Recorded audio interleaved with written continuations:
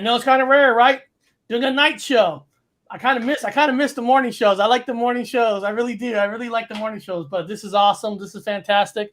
Kerry Arnold was actually on another channel, D.A. Roberts. So he's finishing up over there. Then he'll jump on over here. So guys, this is exciting. I'm actually gonna tell you guys, I'm dedicating this show to Cryptid Canada because we were chatting one day. We were chatting, emailing. And she was asking questions about the mermaid.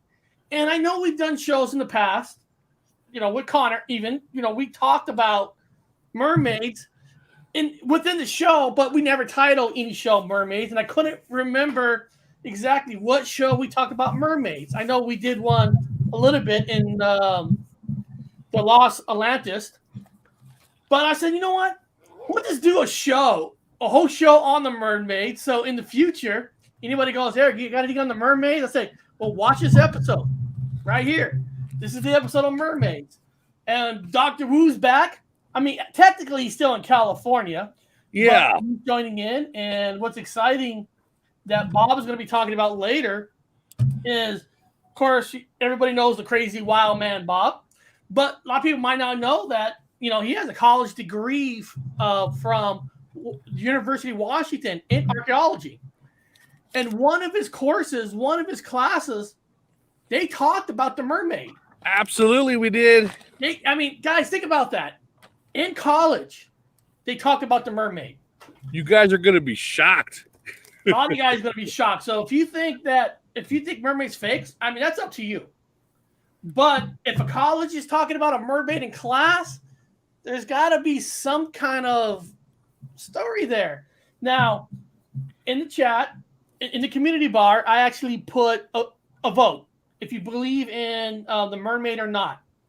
So it's still there, and I'm curious on what the people think. Kind of get that flavor of what the people think. So I'm gonna share the screen so far and see what we have voting so far. Hold on, let me see here. Where is it? Is it this one? Yeah, here we go. Let me hit refresh on this. And so far, it's a simple question. Do you believe in mermaids? It's just simple. And so far, 81% says yes. Wow. 19% says no. So that's a good sign. That's kind of cool. That's kind of cool to see that people have an open mind that are believing in the mermaid. Now, Bob actually on there in the comments, I don't know if you see it, Finally. Bob is admitting that he is a mermaid. I am a mermaid. Right there, guys. Look at that. I'm a merman. Right there. I am a mermaid. Merman. Now, there are some people who don't believe it. There's a guy named Chronic Awareness. People believe in mermaids. Come on, people. Fairies are real, too. So you're always going to have people that don't want to believe it. But, it's kind of funny, right? If you believe in Bigfoot, right? You can't believe in something else. Right? That's where I step in, guys. I think they all go hand in hand. They all converge. Just a comment right there. One of the top comments on your community page was from Don Moore, a historical sighting. And some of these sightings are even going to recent times. I know in the Ohio River, the stories of the mantis man and the green-clawed beast, those kind of linger me towards the mermaid and the merman and even sirens. And then the Lake Erie monster, the Pensacola serpent. We're going to get into it a little bit later about the Japanese Bigfoot being about 30 feet long. So that just opens the door for tons of these creatures. And then there's other type of ones like the creature from the Black Lagoon, or maybe the ones that are skinwalkers or skin shedders from Ireland. And that's from my homeland. And these people can walk on land. And then when they go into the water, they change and transform, just like that new movie, Luca. So I think they're getting us ready for an awakening to move in with these mer people when when the tidal waves come. And of course, we're going to have to move towards the forest with, yes, the fairies and the Sasquatch. And I was holding it up earlier. This is by Gemma Jade. She's an awesome author that writes about missing people, about the fairies, leprechauns, elves, siren, enchantresses. All of these female deities have lingered and lured these men to their death and their demise for many years. But there is many positive stories out there too. And of course, many masculine, you like Aquaman, and even some type that have become kings and queens. And I think maybe the mound builders that I always talk about, the giants that Abraham Lincoln talked about, Teddy Roosevelt hunted down. Who's to say these creatures didn't migrate from island to island and they're able to maybe hydrokinetic use energy when they're, underwater? They can boil water. They could turn it to snow. They could turn it to whirlwinds. They just have so much power. And then just think how much water we're made out of if they can just manipulate our minds and maybe sing us to our death. And it's just a deep rabbit hole, and I'm super excited about diving into it. And it's a reunion again, and yeah, it's nighttime over here. We're gonna have a midnight showing. I can't wait. Well, let's here. Let me show this. Man, they add so many things now to StreamYard. It's almost like I don't do anything anymore. But I want to show this thing right here now. Well, hold on. I want to show our faces. Now, this is land. There's a reason why I'm bringing this up. Because sometimes I like to taste the flavor. So to taste the flavor, I like to go to Reddit. If you go to Reddit, you're going to taste the flavor of what people are thinking. Right? So I went to flavor. I went to the Bigfoot community and said, hey, what do you guys think of mermaids? And of course, on Reddit, you're a fucking moron. You're an asshole. You don't know what the fuck you're talking about. Mermaids, blah, blah, blah, blah, blah. But everybody is saying, this is number one thing everybody's saying. There's more evidence in Bigfoot than there is mermaids. Okay, now, that's what that was the almost every single person saying on Reddit. Well, first of all, no shit, Sherlock. Because let's look here. Let's look at the landmass. The Pacific Ocean is bigger than all the land put together, just in the Pacific Ocean. Okay, now on land, let's say Bob and Connor, right? They want to go fucking look for Bigfoot. They get in their car, go out in the woods, get out of the car, and they can just start looking. Now, if you want to search for mermaids, you just can't get in your car unless you live by an ocean. All right? And if you do have an ocean, when you look at the ocean, all you see is the ocean line. You can't see beneath the ocean.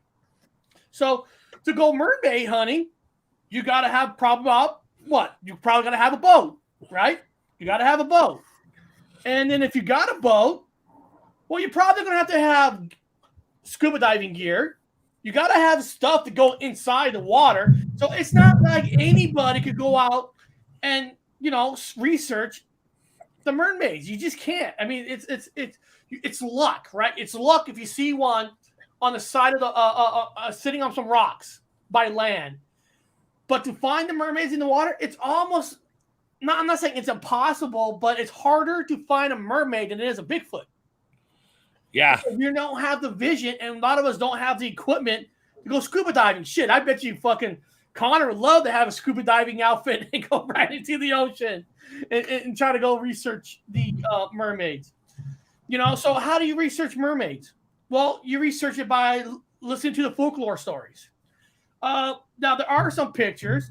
We don't know if they're real. We don't know they're not. But even if somebody comes out and says, guys, that picture's fake. Listen, there's people that get paid to say pictures are fake. So anytime you see a picture, you got to follow the source. You got to follow who's saying it's fake, where they're coming from. So don't always believe everything's fake just because somebody says it, because they might be getting paid to say the picture's fake. Follow the source. Follow who's saying it. But guys, just looking at that map, there's more fucking ocean than there is land here. So, I know our friend Amherst Perro, she said before she dies, she's going to see a mermaid. And hey, listen, a medium that can feel things might have a better chance than we do. So, hey, she might find one. Now, It can happen in any body of water. So even people, inside landed or landlocked, you can see something in a river, even in a pool, something can transform, man. Energy is a lot more malleable than people understand. That's why I'm always trying to say, like, supernatural is not that far out. Protons, electrons, neutrons, they have the ability to become particle form and wave form. And of course, these sirens and goddesses of the ancient times, they can definitely move with the water, kind of like Avatar, water bending. Yep. Yeah. So let me pull this up. So let's look at the folklore stories. Where are some of the biggest countries that even talk about the mermaid? That's and a then good question. we're getting into Bob's evolution. Yeah. Let's go. I'm going to tell you guys the science behind it. There's actually a science behind this. Believe it or not, there is a discussion of mermaids in college. So, and anthropology, nonetheless. Yes. It's kind of interesting. You'll like this. You guys are gonna love it. I mean, right off the bat, you got one Japan. Ningyo. As you see here, vastly different than the Western version of a beautiful mermaid. This monster is found in Japan's folklore. It is described as a giant fish with a human face and a monkey's mouth, and sometimes even horns and fangs. In a serious conflict of interest, anyone who eats the will have eternally youth and beauty. So hold on. So if I eat this mermaid, I will have No. I know they eat. I was in Japan for a long time, guys. I even had an apartment outside of Tokyo. I was stationed in the military. They eat everything, man. They eat whale. They eat the most poisonous fish in the waters. They eat it. I did not know they had a craving for mermaid. What is this? So are they saying that the mermaid is the fountain of youth? I've never heard of this. I've never ever heard of this. Yeah, but catching one often brings terrible storms and misfortune to the entire village. So I guess if you capture one, that's not a good thing. So I guess you want to hurry up and kill it so you eat it and live young. You don't know what's in your sushi, man, when you eat sushi. Yeah, they sushi everything. I think they even have spam sushi when I was there. They have every sushi for everything. Well, now we know they got mermaid sushi. Nice. And then here we go. If you move on down, you got Scotland and Orkney Islands, the Selkie. And over here, the Selkies are gentle creatures who live their lives as seals while in the water and shed their skins to become human on land. But they're frequently equated with mermaids because in Gaelic stories, they are associated with the Maidina, Mara, or Maid of the Sea. Skelly legends usually end in tragedy. The folk tales most verbally features getting stolen, getting married, and having children with humans, only later to find its old seal skin and gets called back to the sea. So kind of they could go on land, they almost like the movie Splash, they could do all that, but eventually they have to go back in the sea. They can't stay on land forever. Yeah. There's even some. I'll talk about a famous. I've mentioned it before. The famous story of Melusine. Well, in the movie Splash, I think in the movie Splash with Tom Hanks, it was like that, right? Because I remember she had to go back, or otherwise she could never. It's number one. You got to start with this. It's Tom Hanks. Anything Tom Hanks is in has got a truth drop to it. Obviously, if you guys know about Behind the Curtain, that's true. Right? Everything him too, but anything that Tom Hanks does, there's a truth drop. And ironically, he made a movie called Splash. Yeah. And there's some truth to it. I'll go into it. I'll tell you guys the mythology behind the whole basis of this whole thing. It's amazing. It goes all the way back to the bloodlines. Oh. And it's followed to this day. The selkie is very interesting because over in Australia, they have the bunny yip, and it's kind of a mixture between a mermaid, this mythological dragon-type beast, and also a beautiful lady. So it's really cool seeing how all the different cultures definitely intertwine. But the bunny yip is a really cool story. It's not too far away from the selkie folklore. It's the same story. There is one universal story. I'll give you guys just the nutshell of it. It goes in every continent, every country, ironically, has the same story. We've had no communication with them after a certain, like 1800 until the 1800s. Well, how the hell do you have the same myth story about the same mermaid? I'll go into that in a second. No, Liu K, you're absolutely right. Hollywood movies have truth in them. They disguise it as fantasy so they think it isn't real. I mean, that's the best way to get people off the topics, right? Yeah. Make a movie about it, then everybody's gonna think it's fake because everybody's gonna be, that's true. Tom Hanks. Cryptid Canada. I have had several encounters in 2 weeks, and they are not a beautiful entity. Yeah, there's different versions of the mermaid. Yeah. Now this one here is in Africa. The one in Africa is the water spirit. Miami Wada is sometimes described as a mermaid, sometimes as a snake charmer, and occasionally as a combination of both. Found in many African folk stories, the legend of Mami Wada made its way to the Americans during the Atlantic slave trade. Although she can sometimes take human form, she is never fully human. She is closely associated with healing, fertility, and sex. Holy cow. A sex mermaid. Wow. Well, yeah. They in the mythology, yes, that's a correct answer. Yes. Royalty only, though. They like kings.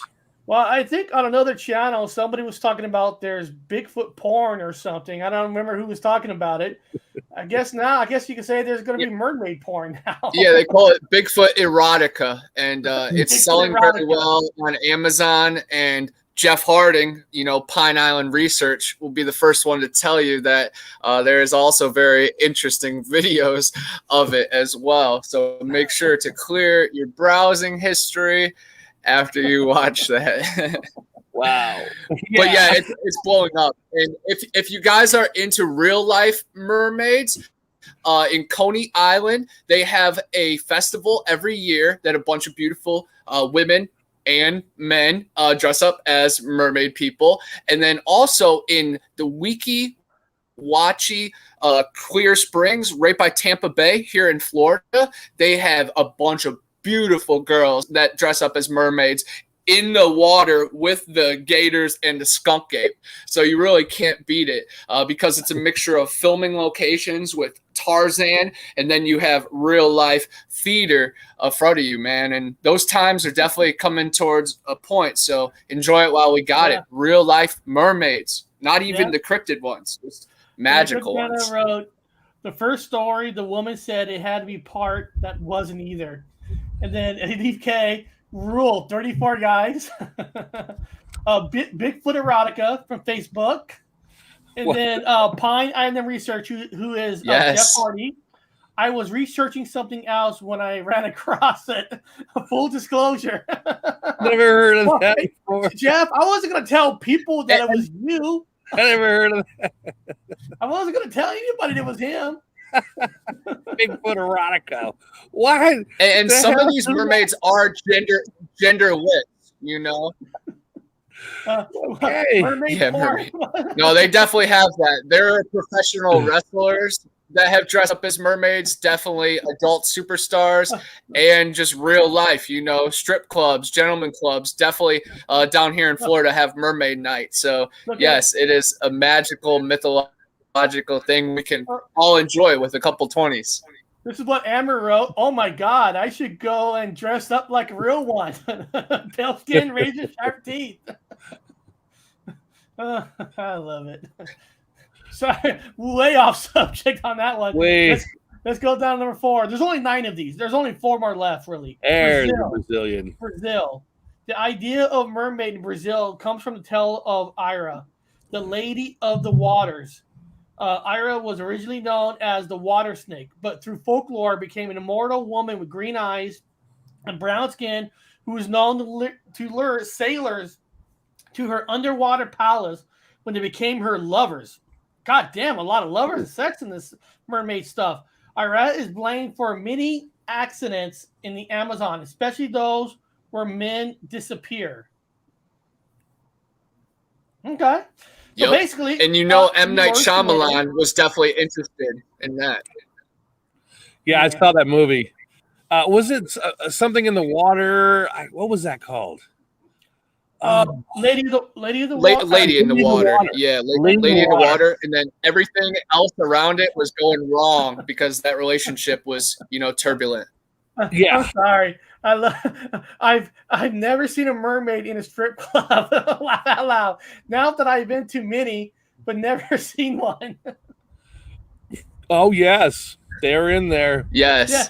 Down here in Florida, you will more than the West Virginia ones. Amber's in West Virginia and Ohio, Pennsylvania. You'll see a bunch of coal miners' wives there. But down here in Florida, you see the mermaids, the goddesses. It's a good time. But no, you guys, there's gems everywhere in all the mountains around the world. Go to Florida, find a strip club, and go. Connor told me you're gonna have Connor from Bigfoot Anon says you guys are gonna have mermaid people dressing up as mermaids. They're like, who's Connor? Oh, you mean that guy that comes here every single day? Guys, stop at Cafe Risque. It is in Central Florida. It's right off 75. It's a famous place because it's a half diner, half strip club. The girls cook up the food and deliver it buck naked. It's very interesting. As long as they don't touch my eggs with all that, I'm good. I like shooting pool. Everybody's totally off now. By the research, I was researching reporting Bigfoot between females and male, and I returned a porn called "The Nerd from the 70s," where BF's. I called Connor, asked, "Have you seen this?" From the 70s? Wow, how far back is this gone? I have never heard of this before. Oh my god. This is great. Right after the Patterson Gimlin footage, boom. And then you think, even Beauty and the Beast is Bigfoot erotica, if you think about it. I'm sorry. I agree with you. I'm laughing out loud so much. Love the stream. Hey, you never know where we go to. Okay, here we go. Okay, I'm serious now. I'm serious. New Zealand. Most tales of mermaids are passed down through spoken tales and pictures. And in New Zealand's Maori folklore, they're also seen in carvings, a little more intense than a mermaid. The Maori Kyle is Tanawa, guardian of the sea. It is a human head and the body of a very long fish, as well as long tubular tongue that is often blamed for destroying canals and swallowing large quantities of fish. So, getting out of the sex thoughts, this one has a long tongue. I mean, everything. I'm not trying to get sexual related now. This one's got a long tongue. Okay. All right. Okay, we're just really trying to get out of that hole, but here we are again. Yeah, that's a hell of a fish. It is a hell of a fish. Here, let's go to France. A hell of a fish. Now, let's see what France says. France there's the Melusine. There she is. Yeah, here we go. A feminine spirit found in many medieval European folk stories. Melusine has a serpentine tail and occasionally sports wings. France, Germany, Luxembourg, and Albany, whatever the fuck that is. England, Scotland, Ireland. But the general legend describes her as a willful maiden who attempts revenge on her father on behalf of her mother, only to be punished by her mother with a serpent's tail.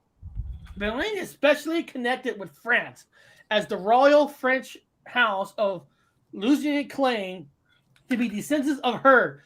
Image of the sea fairy can be seen over the world, especially on the coffee cups of Starbucks. True, Starbucks. Hey, Starbucks is known for the Sasquatch. and the Mermaid, which has Melusine like Mermaid as its logo, and that is true. That's what I was going to talk about. Yeah, Melusine. Her story is identical to the story in South America and down in Brazil. Now, it was brought there by sailors from Portugal, and a lot of these sailors brought that story. That Melusine story is everywhere. It's different in each country. It's been modified, but basically the same. She's also a dragon. She also has the ability to turn into a dragon. So it kind of branches off to, it's kind of one of those starting myth stories that has taken its own evolution to continue with, the Dragon Slayer. There's the Dragon Slayer in England. There's a Dragon Slayer. All these stories of the Dragon Slayer. It has something to do with Melusine also. It as a continuation story, but yeah, we'll just keep going from there. But she's really interesting. Well, this is great, guys. Cryptus Canada says, I didn't know Pornhub was a real thing. People are learning stuff on this channel every day. I love it. I love that they're learning something every day. You're gonna learn something. Hey guys, would you say that the dragon-typed mermaid creature Angelina Jolie plays in Beowulf? That's definitely like a Melusine type mermaid. She was the same character. It actually comes in even a lot of the stories with the Viking. Also, this is way back before. Even the Vikings had the stories of similar to the Melusine, which is she is half human, half nymph. Let me stress that word nymph, which is a common used word in lots of mythology. And a nymph is what they would consider the mermaids and all these alternative creatures they're half gods. They're kind of a mix because let's just face it, the gods don't care what they procreate with, including animals. This is the mythology. A lot of nymphs are created that way. A lot of half creatures are created by these promiscuous gods. Here we go with the porn thing again. But that's how these nymphs come about. And so when a nymph has the ability to be human and look human and talk, and they're very beautiful, some of them, they want to mix with a human to become human, and they would have human children, but those children are always 100% human, and they have their own mythos stories that come with them too, as the gods and the stories of mythology goes. But just to add to that, well, let's see what Ireland thinks. Here's in Ireland, a magical cap called choline druth enables mermaids to live under the water. Female mermaids with their long green hair are similar to traditional sirens, the beautiful half-human fish of mythology.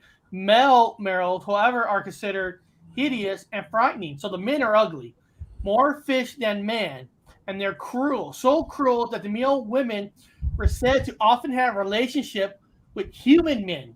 Their offspring might have scales and webbing between their fingers. Males frequently becomes tired of land and try to find a way to return to the sea with or without their human family. Now, guys, when Bob talks later about what he's learning in college, I want you guys to remember about what it says: web feet, web hands, web feet. That will be coming up of what's being taught in college. So just remember that. Now, this is interesting. So basically, the men mermaids from the Ireland side, the men are assholes. The men are mean. And the women mermaids rather make it with human men because we're nicer people. Well, I am. I'm nice. Yes. Like Melusine. Is the magical hat. Imagine that, wearing a hat that you could just go underwater like Jar Jar Binks to the underground dome. It's some special stuff. Yep. We all got our hats on. Now, Pilot Research. I'm actually going to bring up Waterworld right with Bob's going to tell his story. I'm going to bring that up. I am actually going to bring up Waterworld because people look at that movie like it's I love the movie. I like the movie. I liked it too. There's an important thing in that movie we are going to talk about after we got two more on this list, and then we'll get into it. Number 8, Russia. What the hell's in Russia? Rusaka. Here we go. Russia. Often translated as mermaid. These water nymphs of Slavic myth were originally considered ambivalent because they came out of the water in the spring to water crops.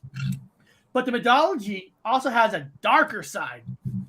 The Rusaka are thought to be spirits of girls who died violently, and thus they frequently lure men and children to their own watery deaths.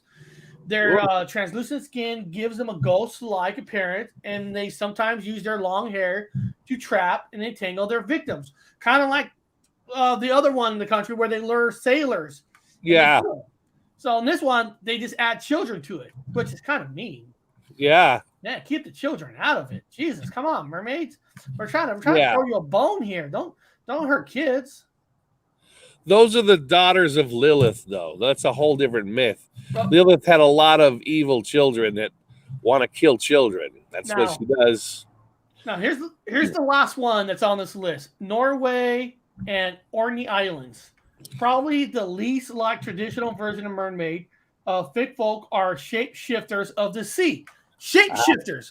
We've skinwalkers are known to shift into wolves, into Bigfoot. Here we go. Shapeshifters of the sea. Consider nomads who can alternate between living on land and their central home. Finfolkum trained to have intelligent relationship with humans. Again, basically have sex with humans. They often abduct humans for their spouses, making them more servant than partner. Oh my God. Even they are bastards. Folklore also have affinity to silver, and one night be able to escape their gaps by throwing a silver coin their way. Yeah. So basically, even mermaids are assholes and mean. They keep you against your will to run away. They throw a silver coin so they can escape.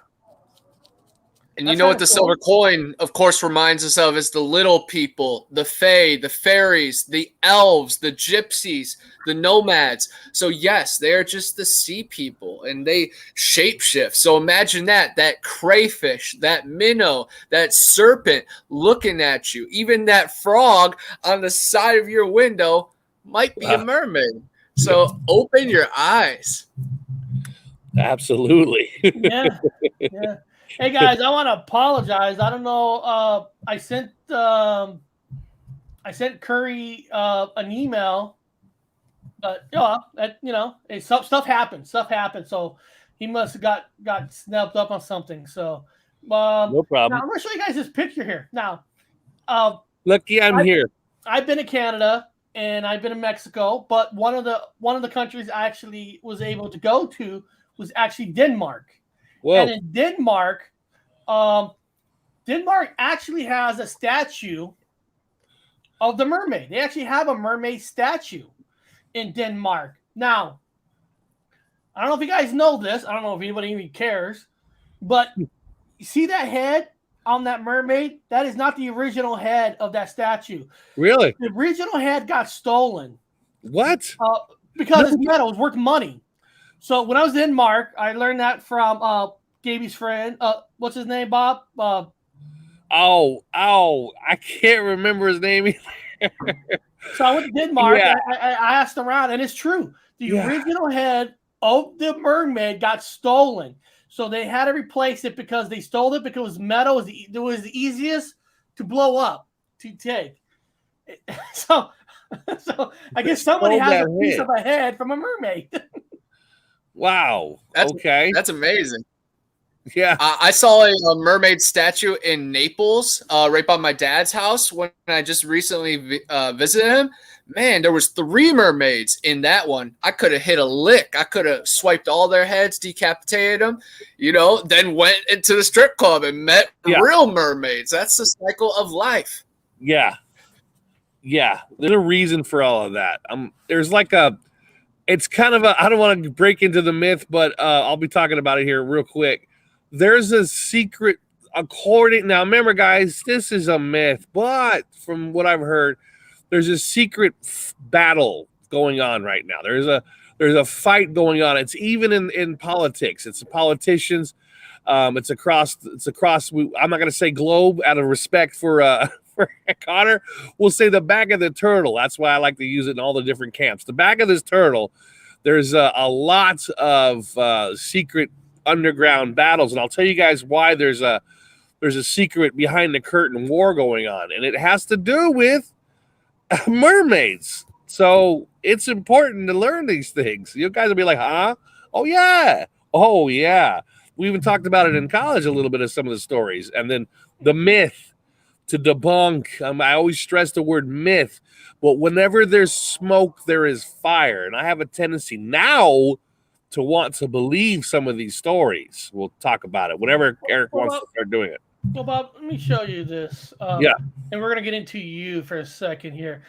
In the movie Waterworld, here's Kevin Costner. Yes. And if anybody who watched the movie Waterworld, it's about humans that the land's all covered with water. So they have to live out in the ocean. And I was trying to find a picture with Kevin Costner hair behind his ears, and I couldn't find it because behind his ears, he started to develop fish scales. Gills. Where he started to mutate, I guess you could say. He was starting, since they live in the ocean, they start to where he could breathe underwater. Now, A lot of people who watch the movie probably say that's bullshit. That can never happen. People won't mutate like that. But Bob, what you learned in college for archaeology, yes, you learned it is possible. Is that correct? It is possible. There, outside of people's whatever your faith is, I'm just going to tell you what the narrative in science, and I've seen evidence of it, so that's why I can believe it. Everything has. You don't have to believe in evolution. You can take it out of your head. Evolution, just put it aside, forget about it. But if you believe in Sasquatch and all these other creatures, you have to believe a little bit of it. But there's a thing called a mutation cell. It's a mutation allele. We all have it.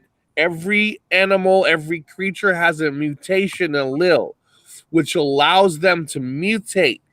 And the question is how and when do you get it triggered? It's just like the X-Men, the mutants. Yes. Something always triggers it. They don't know if it's something to do with radiation. It's something to do with the sun blasts. The consensus across all academics is stressors cause it. Stressors. For example, when you have the northern, I'm not gonna go into race, so we're gonna use this is the tropical belt. Here's the equator across the back of the turtle, so we're gonna call it that. Above the equator, you have the northern hemisphere, which is colder climate. Then you have below tropical belt. Now, the peoples below the tropical belt are lactose intolerant. They can't drink milk. They can now, the majority, because they've mixed so much. But there was a time when they can't drink milk. Above the tropical belt, up above where it's cooler and colder, less sun, more clouds, because there's less sun, they needed vitamin D to survive and for immune system. So that mutation cell somehow kicked in because of people dying and suffering. One baby was born that was able to drink a cow's udder and drink milk other than from mama.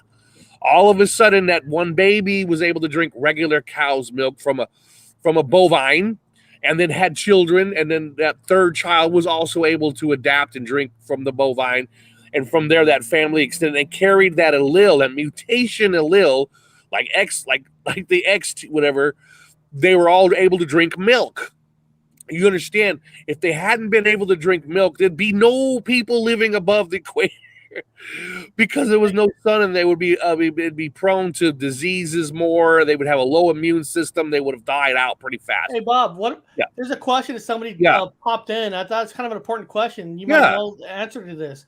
Somebody, Cryptic Canada wrote, I may have missed this, but I was wondering why some people are seeing a sex organ that isn't male or female. Seeing a sex that isn't is that on a human, or is that on a vertebrate? Is it a vertebrae in general? Are we talking about a cloacal opening? Fish have cloacal openings. Reptiles have cloacal openings. Chickens have a type of clayco opening. Frogs that kind of genitalia. Is that why in some areas that if there's not enough females or males, they can actually that actually have mutation babies. cell. They can actually. And because of a harshness, that's why she wrote a mermaid. A mermaid. The mermaid could either have a cloacal opening or they could have genitalia. Depends, because in the myth, we're only talking myth here, and I'll talk about the real mermaid in a second here. In the myth, they're nymphs, which means that it's a roll of the dice and how they're going to come out. They could be almost all human or not human at all, which will have a cloacal opening. If they're more human than nymph, then they'll have a male genitalia or female genitalia. It depends. It depends if they're going to have eggs or because they're mammals, but they're nymphs. So you've got two separate species. You've got fish and a mammal. So you got to go with the myth on whatever. But yeah, they might have a cloacal opening, which they will require another nymph that has the same genitalia, that has the same mixture of fish and human to procreate with. I don't know if that makes sense. But yeah, so there's a mutation. But then there's some what's that? There's some rare occurrences, just like to point out that maybe they could be genderless, maybe just as protectors or certain areas, they're conjured up. So a gender or even a species isn't important. Maybe they're just a force. And I just think of Harry Potter being hunted down in the Goblet of Fire. Those mermaids were not important on reproducing. They were just right there on, protecting and serving their purpose there. So I think there's many different angles on them, and that would maybe, kind of represent what's down below the equator. Well, that's true. That's actually scientifically correct. You are 100% correct. That's, for example, a mule. A mule is a donkey and a horse, and a mule is sterile. A mule is sterile. They're not going to have, and they don't even have a drive to them. They're basically, it's no good. It's useless down there. Yeah, like a mule, like you said, they're born sterile. So you're talking about some nymphs are probably sterile. I would imagine if that heavy of a mix, they'd be sterile. Yeah, that's the biggest concern about two species that mixed that actually had an offspring. That offspring's 9 times out of 10 might be sterile. Exactly what you said. Maybe in their species, reproducing is not as easy. Maybe they've kind of perfected it because, of course, humans have accidents all the time. Just like we heard Owlman say with Sasquatch, the females, they know when they can reproduce. They know when their body and their eggs are fertile. So, of course, these water nymphs, these gypsies, they would know. So, yes, I think they can. The ones that are chosen to reproduce, they're going to keep the royal bloodline. And then they're going to keep the dark providers and the protectors down below. They're in the dark. They don't even glow at the same. Just like bees. Some bees are males that live with the queen. They're there specifically. They're genetically engineered specifically to breed with the queen. And all the other bees are female that leave the hive. They don't again, they're sterile. They're like sterile. They can't do anything. Their job is just to work. They don't produce, they don't do anything. They just gather the nectar. That's it. Exactly what you said. Nature mimics everything you said is exactly what's in nature, especially in other species. The bees are the best example. Well, this is what Jeff wrote. I like to think that there was a mystery that allured pirates. They saw the breast and nothing below. So they were curious versus being turned off by a scale bag. Well, if they were sterile, and they like Connor says, they might not have a job other than to lure you to your death. Well, there's nothing for them to do but be entertained. Here's Amber's. Typically with animals that mix, like a chicken and a guinea, and a guinea is rare. But if they hatch babies, they're always all males, and the males are sterile. They're sterile. Yeah, they're sterile. Yeah, that's unfortunate. But we're starting to see now unusual. I'm telling you guys, I'm in the Mandela effect phenomenon camp, and I'm seeing more unique species that are able to interbreed successfully than I've ever have in my entire life. Now, I see pigeons mixing with other species of bird that's just not normal. There are primates that are now mixing with other primates that they just shouldn't have. They have an instinct to fight against. You're seeing these mixed breeds now coming about. And I think it was prophesized, not to go into anything religious, but I think that was prophesized. So go ahead. So, Bob, in college, what is the evolution of the mermaid? What's that about? I could tell you guys that. Go ahead, Connor. You had something you want to say first. Yeah, before you get into college-bound stuff, I just want to say a recent prophecy, because one of the most Mandela-affected movies is Napoleon Dynamite. You know what animal they made really popular, with my childhood? The liger. One of the most famous hybrids. And then they're getting us ready for the chimeras, all these half beasts, all the dogmans that have armored chests in South America. We might as well drop all the truth knowledge on them, But yes, let's go back to school real quick. Because guys, he is a doctor, he is a scientist, he worked at the Smithsonian, archaeology. So yes, we have a lot of fun and we connect a lot of dots, but it does come from somewhere. So it's a special, this is a special Holy Trinity, sacred energy. And I'm just happy to even be here. If you watch The Girl Next Door, at the end, it says, we're a effing tripod, and we're a effing tripod. So to talk about the evolution, humans, now there are different types of evolution, guys. I'm not going to go into a long stretch, but there's people that, I'm not going to use monkey and all that bullshit. Hominids, just like Bigfoot. He's my biggest example is Bigfoot. I'm going to use Bigfoot. He's a great example. He's an earth hominid. He's covered in hair.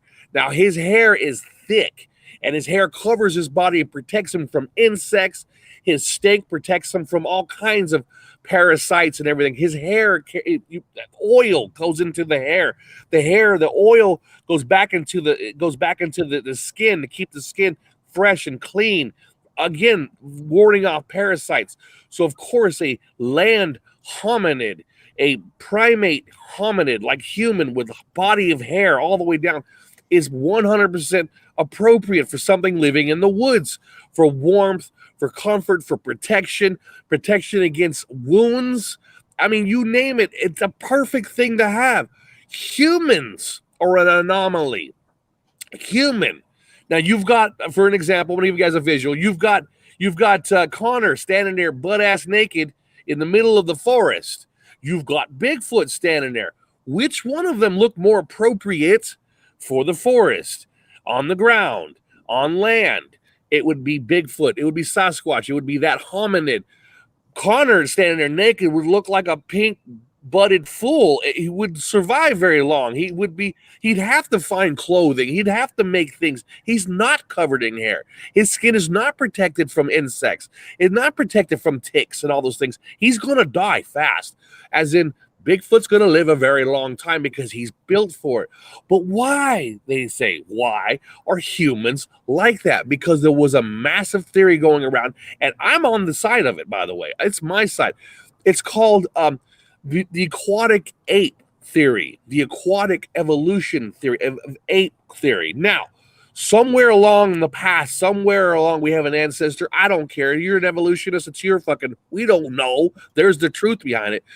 One of our ancestors jumped in the water, or somehow was around water, or was in water. Our bodies are salt water. We do well in the water. Some humans are born right now, physically, with webs. Eric can probably go in there after I'm talking about this. Type in humans with web. There are humans with webs on their toes, webs in their hand. We've got the biology of say like a seal, a mammal that can go in and out of water. And we're more protected in the water because we don't have the hair.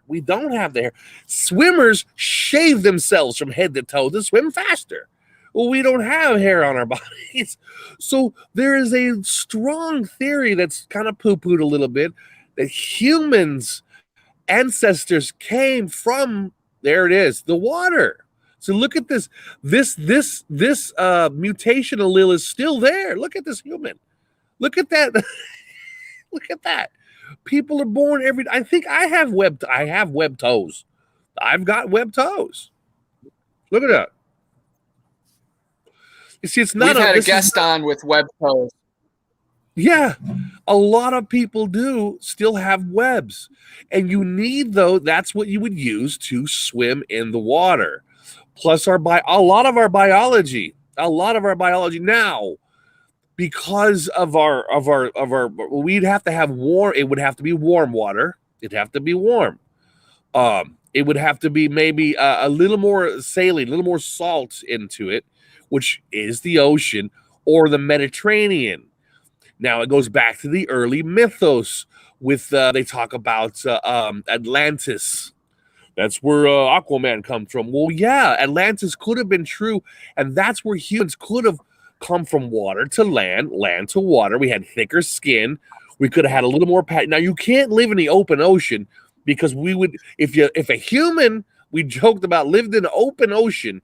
It's freezing. You would die of hypothermia, just like being in the forest. You couldn't survive. However, unless you were very, very large, like the manatee, you'd have to be loaded with fat. So an actual mermaid, if it lived in the open ocean, would be fat. It'd be huge. It'd be like this huge fat person with large arms, large neck. And even if you had a neck, it would be able to float in the water, kind of like any animal on land, like the hippopotamus uses the water for buoyancy. So if you were a human in that cold or open ocean, you would be very, very fat. You wouldn't survive. However, humans, they talk about evolution and warm salt water, which were at the time, we had way back, we had lots of volcanic rich, warm, bubbling water at the time of the early days. We'll just put it that way. Whatever your time scale is, we had volcanic water, lots of boiling water, lots of hot water.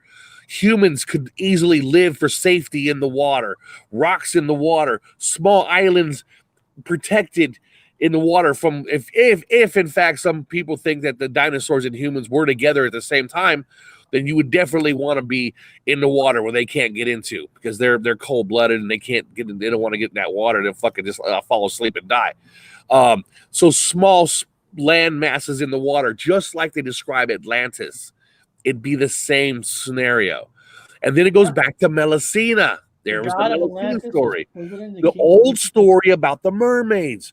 Why so many mermaid stories, no matter what culture you're in? Because they're remembering that humans were aquatic apes, to use a literature term. We were originally aquatic apes. That's what we were. We were aquatic hominid. Well, Bob, Danny Stanton wrote, the god of Atlantis was Poseidon, the king of the ocean, just saying. Then he wrote, he was also half human and half fish. Half fish. It came from somewhere. Where there's smoke, there's fire. Obviously, there was an actual king, Neptune, or whatever have you in mythology. There was actually a king like in Atlantis. Okay, and you did have people living on islands out in and they swam, and they think that's where that's where the dolphins had come from. They were domesticated with the humans at the same time. We were both sharing the waters. A land ape and a aquatic ape and an aquatic dog. You might want to say it that way, to make a layman's term. An aquatic dog and an aquatic ape, both of them swimming in the water. Go ahead. That's why dolphins used to help humans, with births back in the day. And that's the smoothest and most successful birth. And even the human beings that are made in the process, they have these special powers and advanced instincts, man. It's very special. Chocolate and Cheese and Leslie were talking about how for 9 months, guys, we breathe water and the mucus and inside our moms. So we're all mermaids. Again, the mermaids are on our windows, the frogs as shapeshifters, and all of us for 9 months. And then we appear as these weird ape men looking for the Sasquatch. And I think it all circles together with the nymphs. I'm looking for a couple nymphs out there. A lot of women will opt to have a water birth. That's a new growing thing now. Women will go into these big hot tubs with the bubbling water. It's natural. It seems 100% natural. And they have birth in the water, and that baby will swim. That newborn baby will paddle in the water. You could see the instinct. So anthropologists have watched these childbirths in the water, and they go, my God, that baby's swimming. It's natural. We are the mermaids. The humans are if you believe in aquatic, if you evolution. If you believe, I mean, you got to kind of play with the science. I know everybody's a little bit touchy with science. I get it. You've been lied to a lot, but we can believe this just by watching your wife or your girl or somebody have a baby in a big pool and watch how natural everything is and how everything is natural when it happens. Like, oh man, why aren't we doing this more? I mean, why aren't we having babies in the water? Infections are bad, I said, okay. But so to go back, so anyway, that's the story. And then to go back to the myth. Now, this is, guys, I don't know, want to believe this one. This is for you to play with. You could chew it, throw it away, whatever.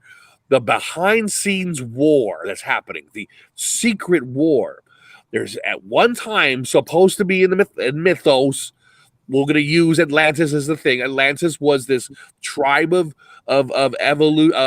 aquatic apes. We use that general term, who needed workers, who went on land, who had mingled and mixed with the hominid on the land.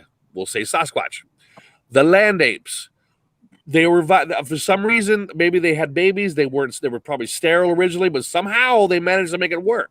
So the aquatic apes mixed with the land apes. And now you had a subspecies that are half and half, living on land with hair. As in, I would imagine the aquatic apes had no hair. And now you have hair. You have a mix between hair and no hair. And as evolution moved forward with whatever mixing, just good old-fashioned romping it up, you have more and more mixes down the line where you have now you have a separation of two species of human. Now you have the state of the true aquatic apes who stuck with their own mixing, and then you have the land apes where they had mixed with after we weren't supposed to do, and now they've got them on land. So now you've got two different groups of people that are competing for resources, and that may be where you get an RH negative blood type and an RH positive blood type. That's a mythos. I don't know if I want to believe that or not, but that's one of the arguments, that these RH negatives have separated themselves because they were from the original different blood type from the original aquatic ape, and then you have the land ape, which are the positives, because you have hominids have positive blood on land. And anyway, so there's a battle between them behind the curtain where the Wizard of Oz is sitting, that would be, and then you have lots of statues of mermaids, which would be the aquatic ape, and then you have the Sasquatch monsters that would be the land ape. There seems to be a dichotomy, a little bit of a weird ass thing going on with that one behind the curtain. There's a lot of mythos with that, because why the hell would Starbucks choose Melusine on their coffee cup as a symbol of the coffee? I mean, Melusine, which has her own story about a aquatic ape mixing with a royal land ape, and they've had children, and then the children are the royal line, as that's how it goes in the myth. They're the children of the royal line. So anyway, for the people there it is. Might have not heard of Starbucks. There's Melusine, yeah, that's Melusine. She's got two legs, but she can be human now. She can be human, but on Saturday, she becomes this. She loses her legs, and she gets these two big long leg fins, Hey, Bob, fish legs. Yeah. let me read this to you. Yep. In college, I got with a chick in a swimming pool at 3 a.m. at spring break in Panama City Beach, Florida. She was all coked out, and I was convinced if I knocked her out, we would give birth a bionic Aquaman. Yeah, I don't know if that would happen. You probably would have went to jail for a very long time. There's a word for that. I don't recommend that. If you don't recommend that, or you might just be somebody else's woman. You know, I'm trying to say that right now. You might have the same thing happen to you in jail. But there's Melusine. There's Melusine. That's why would he choose this this particular? And notice the pentagram on top of the star. That's the star. That's the Venus. That's the sacred feminine star. 5 points of that star is the 5 directions of Venus in the night sky. That's not a myth. That's a fact. Venus, as it makes its round after so many years, it hits 5 points in the night sky, which is the 5, or it's the rose. The red rose is also Venus. Also, the star, the 5-pointed star is Venus. It's not satanic. It's actually the opposite. It's a female sign. It's for Venus. It's for sacred feminine. And the sacred feminine goes back to Melusine. Melusine goes back to the original aquatic apes. You know, with the everybody's got the little flappies on their hands and their feet and stuff. The aquatic apes, who did not mingle with the land apes. Bob, let me show you some pictures here. Huh. And I can't tell you guys if these pictures are real or not. I mean, it's impossible for me to tell you what's fake and what's not. You know, some of these I've never even seen before. So some of you in chat, I've seen that before. But guys, we're just doing this for fun. Here we go. It's called Times Real Mermaids Were Found.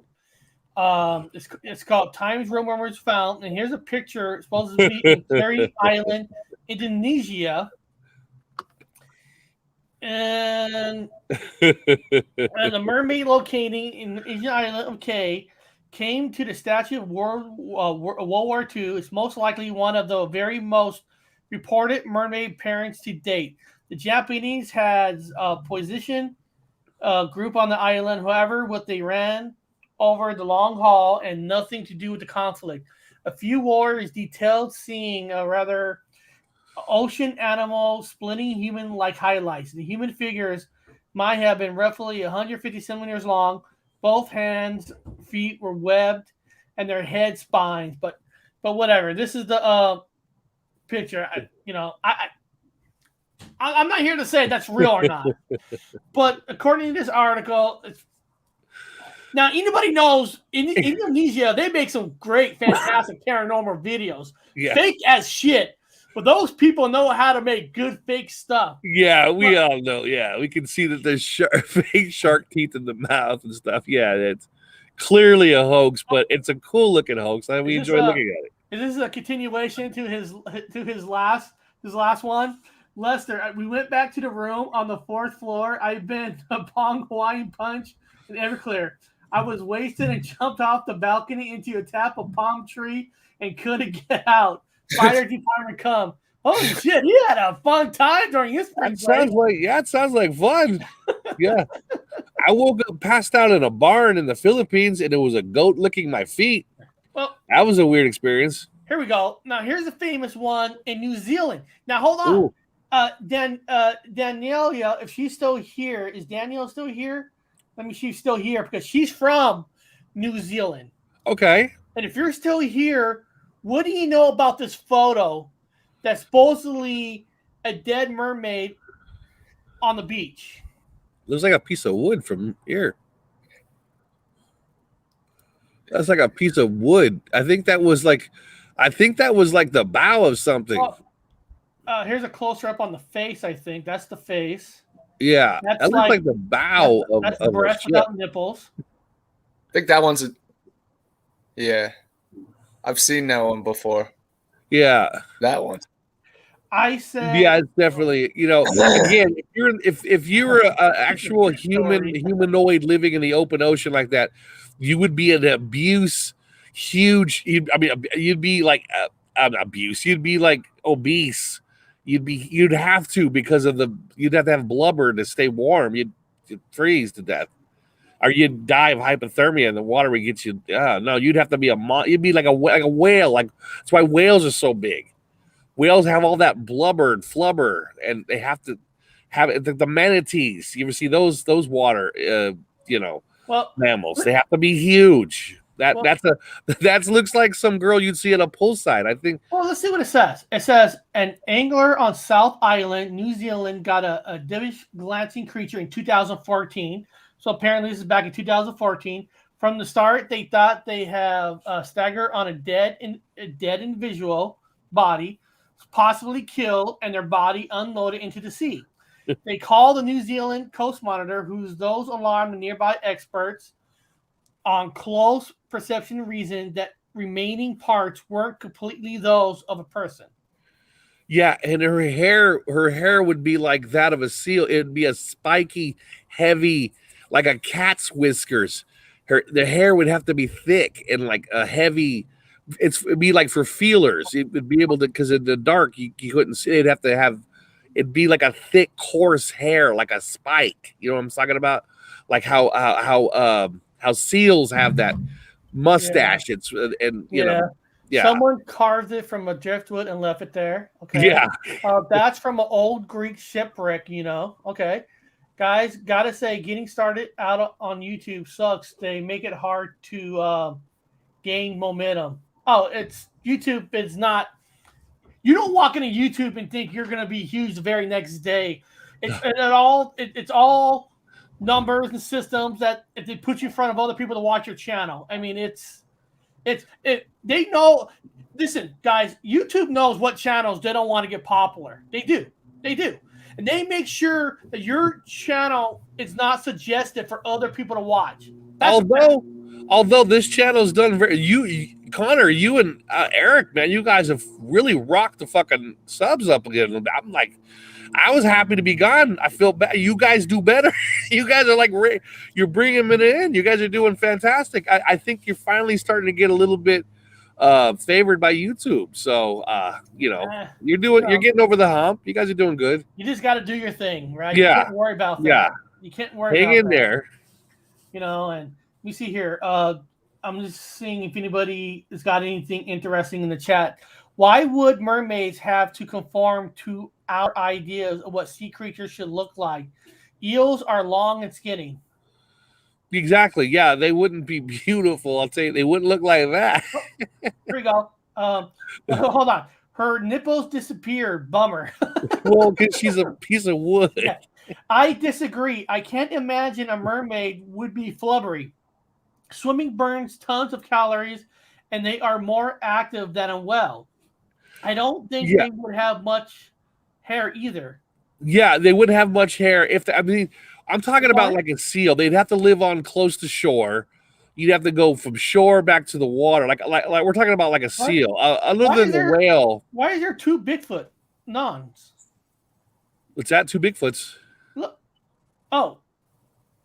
Now there's one Bigfoot Anon. There's two windows with him. Okay. No, now, but here's the question. Why does the skin on her face look so good?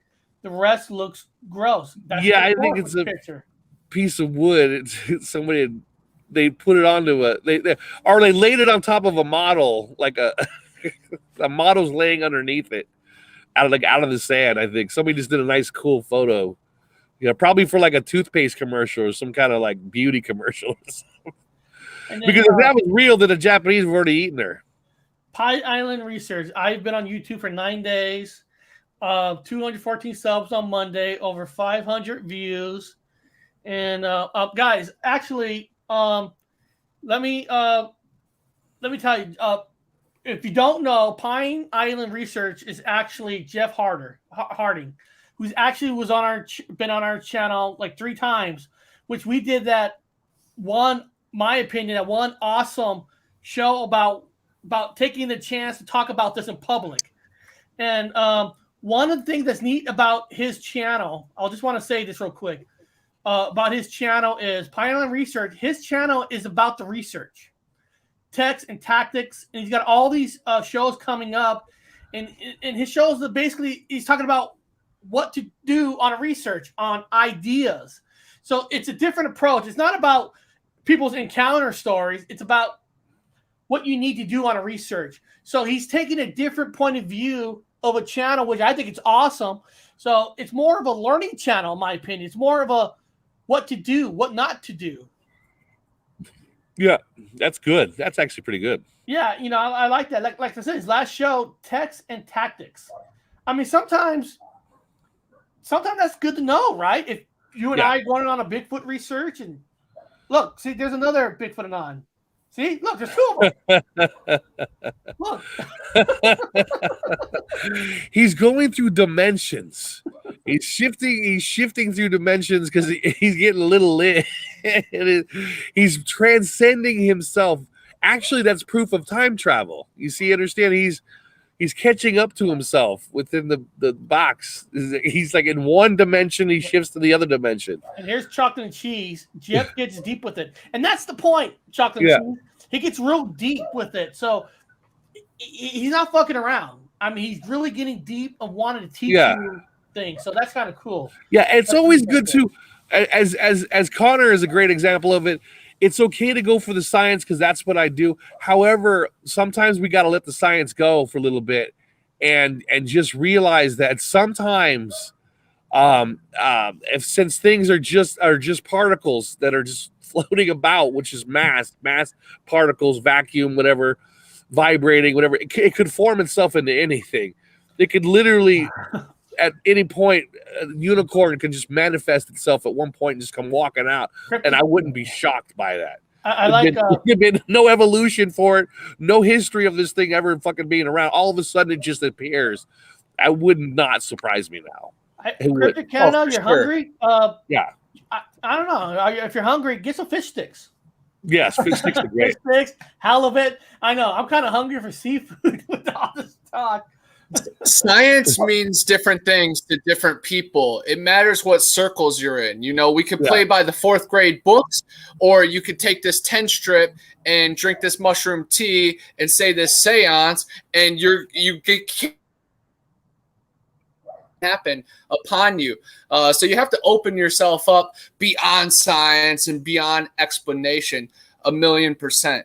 And that's the only way we can get closer to any, truths in this. And I loved the other night on Jeff's show when he said that the Sasquatch have infrasound heartbeats, and it actually spreads through the whole grid. So imagine the whole forest, coming alive with the fairies and these elementals. But then about underwater and under the surface, these mermaids, I'm sure they have sound and echolocating and sonar and even all these other camo abilities. Man, it's really cool to see all the correlations. And Jeff's channel's very cool. I'm interested in seeing his future interviews. I can't wait to see this detective come on, Steve Coles. He's been around the block, of course, but this other guy, the DNA evidence guy, all these other skeptics that are really lazy and hide behind the no DNA clause and claim, man, they are really silent. They look like skeptics of giraffes at this point.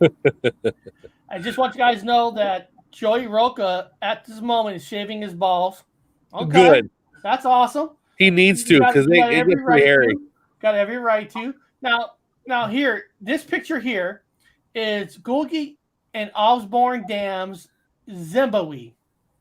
So basically, somebody took a picture, and I guess they're saying the back of her body is the mermaid shape in the water. And to me, if I took that picture, that does not look like a mermaid shape, because if you look at it, the color is pink and purple. Yeah.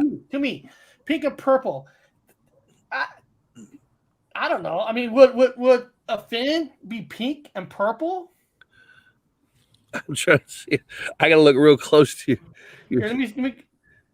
I don't know if that helps. Yeah. I don't know what the hell. That looks like a log.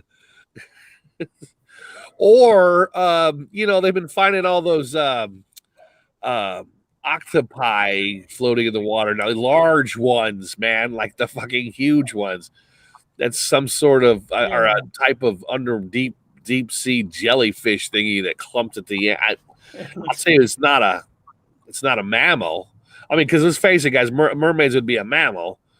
I don't see that as a mammal, or maybe a manatee. Maybe it's a manatee. It's ass. Yeah. Well, guys, in Zimbabwe, the Gakwe is actually very sacred, and there's a really cool story how these builders were supposed to clear land for a dam, and then they were being harassed by this enchantress and lured in, and they actually refused to continue on the dam, and they had to hire out-of-towners to finish the mission because they were ignorant to the local legends. I thought that was really cool. So the Zimbabwe, that is the Gagwe right there. So confirm it, man. Pink, purple, keep saying the characteristics. All you're doing is raising the bells for me, man. Scales, alluring, it's special. Well, we talk about the interdimension, like there's an interdimensional concept. I know it's true, where if you believe it, or if it's written, or there's a deep thought or philosophy in it, it can manifest itself and then come through whatever wall there is. And again, I joke about one day I'm waiting for a goddamn unicorn to walk up. It's just it's because so many people believe it. It will manifest. I hate that word manifest, but it will live. It will come from a place where it's always been alive. Daryl Hannah. Somebody was asking, what was the name of the actress in Mermaid? The name was Daryl Hannah.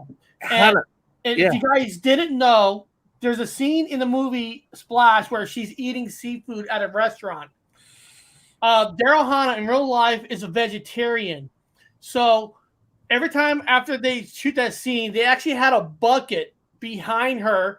As soon as she eats it, she threw up all the fish food in a bucket, because she's actually a vegetarian in real life. I don't know if you guys know that story.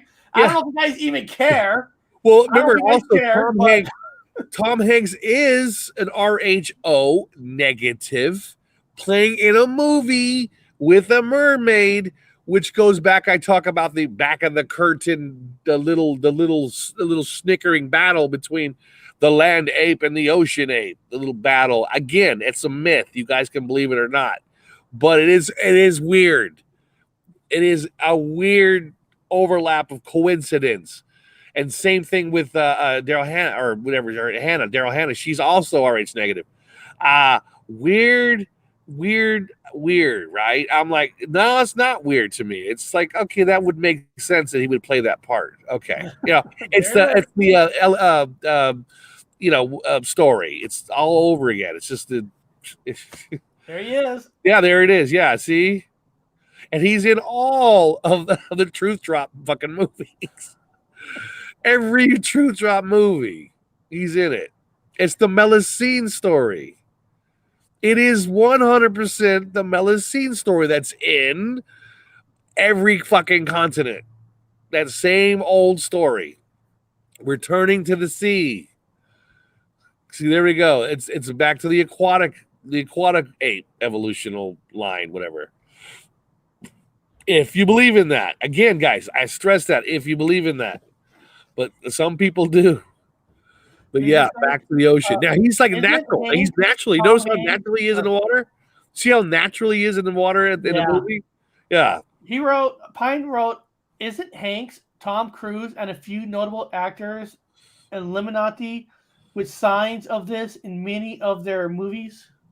I still think the Illuminati is it's a sleight of hand over here. What they have over here is totally different. It's their own little club. They have a club. They do have a club, and they're all in.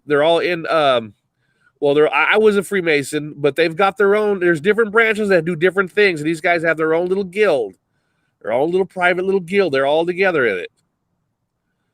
Absolutely, yeah, absolutely. Yeah. He's in his own little guild. It gets really scary. Don't say too much about Tom Hanks. or you'll become roadkill.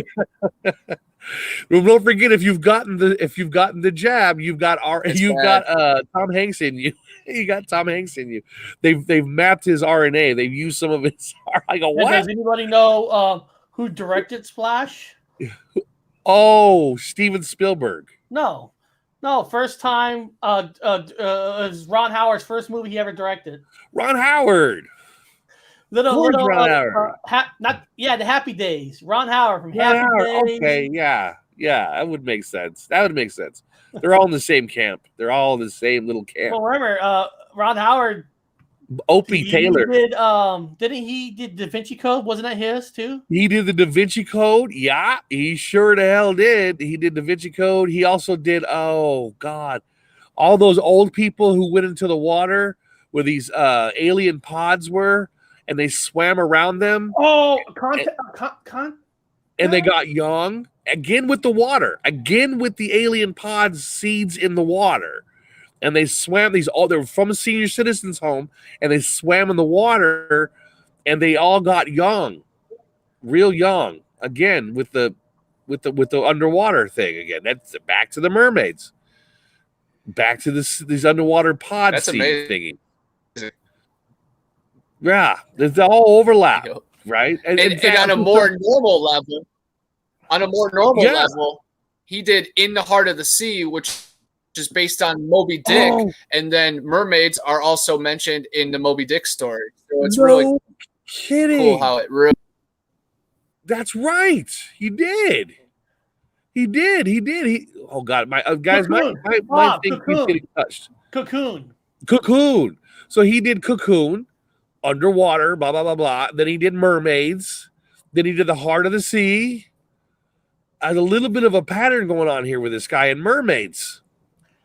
Oh, something keeps touching my computer screen. I'm not touching he keeps turning my camera off. That's I right. do apologize, guys. He did Night Shift. That's Michael. He did Apollo 13. Wow, what a scam. Yeah, Apollo 13. Ransom, Ed TV, one of the first reality TVs. A movie based on reality TV. Now, remember, Connor, this goes into your... Oh, I fucking think he's turning it off. It goes into your camp. Now, the firmament is water above. It's above and below. So, he's fascinated with the ocean. You know what I'm saying? It kind of goes hand in hand with the whole flat earth concept and the firmament above with the waters above and the waters below. What if there are mermaids? Now, not here on the flats, on whatever the back of the turtle we'll call it. But what if there are living things up above in the oceans above us, up above the firmament? You know what I'm saying? What if they live below? What if they live below they're coming up and above? Like you said, they're coming from underground and above. God damn, I think he's turning on. And he did the movie where he's maroon on. Oh, Tom Hanks, yeah, that was where he was on that island by himself. That was yes. God damn it, that was wasn't that Castaway? Spielberg? Castaway. That was Tom Hanks, of course. Tom Hanks starred in it. Was that Steven Spielberg and Castaway? Who directed Castaway? Wonder why the face makes Wilson. Robert Zemeckis. Wonder why the face that makes Wilson is on Ellen DeGeneres' shirt and Jay-Z's shirt and in Hillary Clinton's emails. I don't know. Screw Tom Hanks.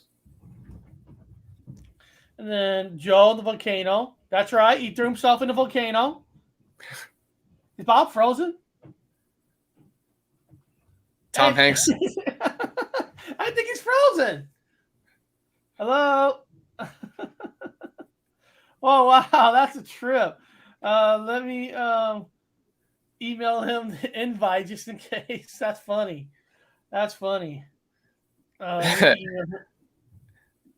One time we were at a bar in Ybor. It's in Tampa. It's called The Castle. It's known for like having freak show stuff. One group had a bottle that they claimed to have a genie in it, a genie in a bottle. And a lot of people claim that these mermaid type creatures are, of course, these genies or shape-shifting just entities. And of course, the pirates, the Buccaneers, right in that St. Petersburg area, it all starts to correlate, especially with the ley lines. And on the other side, the Bermuda Triangle, tons of them. He has frozen. He was more stoned than he was. He's saying something. Oh, he is stoned. Well, here's the last picture of that's supposed to be technically real. Is South Africa. Apparently, this was digged up. This picture right here. I love it. It looks like a mound builder to me. Yeah, and imagine the underwater pyramids that are hidden from us, just because the pressure is too high, or maybe the water gets too cold. Let me see here. South Africa has a long history of mermaids. Oh, didn't know that. It all traces all the way back to the millennia, back when Khoisan occupied the African country.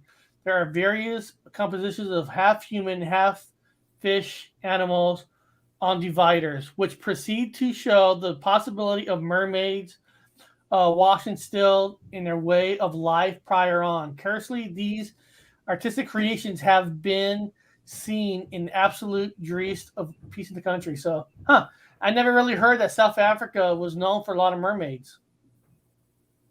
Hey, Africa's a lot bigger than all the maps say, so it's no surprise. It's in the center of pretty much everything.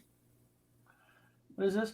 A lot of our language is water-based. Our money is currency.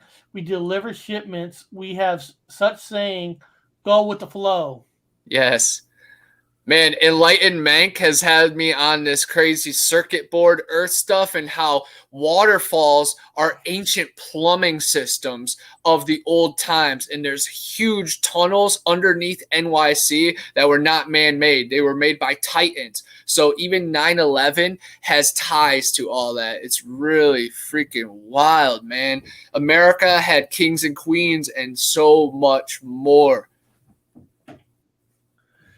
Now, Pilot wrote, I can't believe there was bones that went to tail tips. Seem unlike any fin archaeological reference ever seen concerning fins. Well, yeah, I'm sure fish fins are not that bony. I'm not sold, of course, on this picture. I just think it's interesting. But of course, the mermaid might have different bone structure than anything else kind of explainable, but that's interesting nonetheless. And that's what's throwing me off on this picture, is because the top half is way too human. Like you said, if it's going to be in the water, I would think that the spine will probably be, I don't know, maybe bigger, smaller, more shaped a little differently to be able to swim the way they need to swim. Like, that could easily be Photoshopped too. That guy there, that could just be put right there, placed like, hey, Jim Bob made this discovery. But I just want to say shout out to Sean G, man, chasing the truth. He probably just got off the air. He was having a show tonight. Shout out to Dark Waters, to Fringe FM. They got a good thing going over there with Dogman Cams. Chasing the Truth just hit 45,000, probably at 50,000 now, views on their One-Eyed Willie footage. The One-Eyed Dogman over on the Vaults property. And Lakea, she is a big fan of the Gypsy Road show. She pops in from time to time. She's been keeping us all updated, and it's just really cool expanding our family in many directions. And of course, Pine Island Research, and if it had gills, would the rib cage need to be as developed to protect the lungs? Yeah, I definitely agree. There would definitely be important organs in the top half and probably the bottom half, if they can reproduce, that are very important. So I think those bones would probably be more intense than these and diverse, but who's to say? Very interesting. Eric, do you have the picture of P.T. Barnum's mermaid that he was, touring around, and he had over 400,000 people per year coming to see this creature, and it was P.T. Barnum, from Barnum and Bailey's, the famous circuit. Okay. he had a mermaid at his museum, and it's a half monkey, like half seal, and it was stitched together, and it looked like that very first one that we looked at, but it was just very cool little mystery type thing. And I feel like a couple of these things at these museums that people have might be just man-made mixtures. Yeah. There's a bar in Jacksonville that they have a Sasquatch head, and Stacy Brown told me it's from a deer's butt, and the butthole is like the mouth, and then they work around that. It's very interesting. I will post it on TikTok here soon. Yeah, I found the picture. Hey guys, if we got about 30 minutes left, if one of you want to come on, jump on with us, just to jump on the chat with us for the last 30 minutes on the mermaid stuff, or you got some information you want to tell people that you might know about the mermaid, this is your chance to come on. Of course, if you're a jackass, we'll just throw you off. But if you got some information you want to tell people, just come on. Or you want to talk to us. You got 30 minutes left, Here's the picture of the P.T. Barnum mermaid. Yes. Very, very cool. And P.T. Barnum is a very legendary man. Of course, he's the showman, Hugh Jackman. Me, Tyler Howell, and Tristan Smith from Hidden Relief, we actually passed a bunch of Barnum and Bailey's old, like, abandoned stuff, and I had them take a picture for me. So it's really cool how it takes full circle to our Myakka skunk ape trip. We find P.T. Barnum's remnants, and then he also made his own little species of a mermaid. But yes, this conned many people in the Peabody Museum back in the day. Jeff wrote, will the jackass part eliminate me? No, Jeff, you want to come up here, man, you jump on with us. You're always welcome. It looks like a Bigfoot. The picture. Yes, it does. Yes, it does. Yeah. And before it gets all crazy with everybody, I just want to say a bunch of mermaids in pop culture, and hopefully it will ring a bell with some people. And of course, this is throwback and flashback to me and Eric horror talk, because as you guys know, if you're family of the channel, I always have my list for the end of the episode. But this is not the end of the episode, but once it opens up the door to Jeff Harding and Sasquatch himself, we will see what happens. But I just want to, of course, steal the mic real quick, just to shout out, of course, because we got some girls in here, Robert Pattinson and William Dafoe in The Lighthouse. That's a new movie. It's on Amazon. Yeah. It's a really scary movie. Robert Eggers. They lose their mind. They're a bunch of lighthouse keepers, and Robert Pattinson ends up mating with a mermaid. It's really crazy. And then a movie called Cold Skin. Super scary movie about some lighthouse keepers. And these ones are the ones that probably don't have genders. They just hunt. And yes, look at that. The third one on my list, Sean G. You can read the minds, man. You can't read it. It's just chicken scratch. But it is Aquaman, of course. Yes, there was so much great information in the DC movies about them coinciding with the whales, the sharks, the dolphins, them having underwater kingdoms, them using stones for special powers. And it kind of reminded me of those caps. They had different accessories to thrive under the surface. Really cool. The Shape of the Water. It's a very awesome movie that's kind of about the creature of the Black Lagoon. And a woman falls in love with this creature. It's an incredible story written by Guillermo del Toro. He has Nightmare Alley coming out in a couple weeks. So, of course, it all comes back. Lucha, the new Disney movie about the kid that goes in the water and he turns into a mermaid. Beautiful tale. I loved it. But, of course, read between the lines. Harry Potter, Goblet of Fire. All those mermaids that are going after the people. The 13th year, shout out to all the people in my age group, Disney Channel. Once the kid turned 13, he started having scales on his arm, found out the truth about himself, had to go in the water. Oh my gosh. The Lure, that's a dark mermaid movie. The Little Mermaid, of course, the 1988 version, and then the real one that just came out a couple years ago. And it's kind of cool because Tom Nowicki, he's the main bad guy in the new Paranormal Activity movie, Next of Kin. He plays the main villain in that. He plays Sid in The Little Mermaid. He's in a movie with me called At the End of the Day. So that's 7 Degrees of Kevin Bacon. It's very cool. And again, I'm in a movie with him. He's in a movie with Sandra Bullock. Sandra Bullock's in a movie with Kevin Bacon. So it's right there. And y'all are all with me. So it's right there. Kevin Bacon. We only a few connections away. Pan, Peter Pan, and Hook. The freaking trifectas. There are fairies, mermaids, talking gators, magical fairies. It is awesome. Creature from the Black Lagoon, Mermaid, Lake of the Dead, B-movie. Song of the Sea, beautiful Irish animated movie from my heart. I love that one. Aquamarina. That one's a pretty cool one with the Roberts, Emma Roberts. She's a nice girl. Definitely a couple of these are on my list. Yeah, Miranda came out in, I think, 1938. So it was one of the first. 1948. I was 10 years off, a decade behind. But yeah, the Pirates of the Caribbean on Stranger Tides. We've all seen the Jack Sparrow movies, of course. William Turner. Peter Pan. That was actually a slept-on movie because a lot of people like Hook. There is Little Mermaid, the one that I was just talking about, that I have a co-star who is in that movie. And he plays Sid, and I'm pretty sure Sid is the cool yellow fishy. The Mermaid. I've never seen that one, but god dang, I'll check it out. The cartoon. The Little Mermaid. I was actually about 20 minutes into watching that, and then my buddies hit me up to play Halo. Today is the first day of Halo Infinite. If anybody in the chat or in the future wants to get some dubs, we went 7-1 last night. I think we went like 6-3 today. So positive.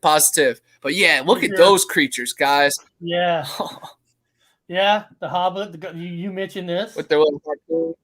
Oh yeah, the movie Mermaids. I remember that with Cher. I actually saw that at the movie theater.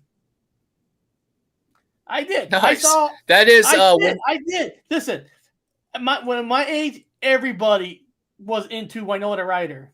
Whatever movie she has, we all went and saw it. Even though I didn't realize that it's not really a movie about mermaids. it's kind of a heartwarming kind of a movie. The 13th year. Did you mention this? And that was Christina Ricci's first film too. Of course, from the Addams Family. Wednesday from the Addams Family. That was her first movie, Mermaids. Oh, wow. But yeah, that's the Disney movie right there. That cornball, Aquamarine. That's Sarah Paulson right there. Man, she's so fine. And then JoJo to the right. I actually opened up for her. My punk rock musical band that I lived with in Lakeland, they played at frickin' Pride in Orlando, 300,000 people. And we played there too. So it's pretty cool. Shout out JoJo. She was in an RV with Robin Williams. Peter Pan, of course. Lady in the Water. We talked about that. M. Night Shyamalan. Yeah. Very cool. What is number one? Oh, yeah. Interesting. Bingo. For sure.